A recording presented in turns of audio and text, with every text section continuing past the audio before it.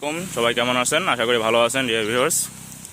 এটা আমার ভিয়েতনামি নারকেল গাছ, আলহামদুলিল্লাহ দুইটা আছে, এই একটা সিয়াম ব্লু, সিয়াম গ্রিন।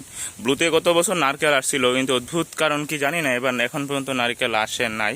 আলহামদুলিল্লাহ সিয়াম গ্রিনে প্রচুর নারকেল আসছে। দেখেন গাছটা, দেখেন খুব ছোট। এই যে মতো নিচে যে কাঠটা সর্বোচ্চ 2 থেকে 8 ফিট হবে।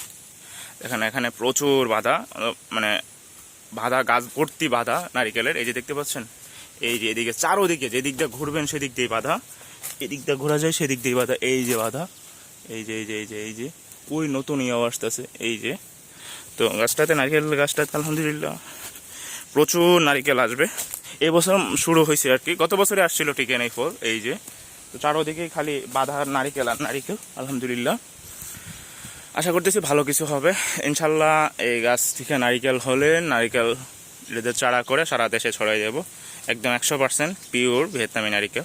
প্রচুর যত্ন করতে হয়। এই গাছে আমি 200 কেজি গোবরই দিয়েছি, আরও ইউরিয়া, টিএসপি, এমপি সহ প্রচুর সার দেওয়া হয়েছে। তো লোকেশন ব্রাহ্মণবাড়িয়া, আখাউড়া, দরখার ইউনিয়ন, রুটি গ্রাম। নারিকেল গাছের যত্ন পরিচর্যা বিস্তারিত জানতে আমার সাথে যোগাযোগ করবেন। ধন্যবাদ আপনাকে। আসসালামু আলাইকুম।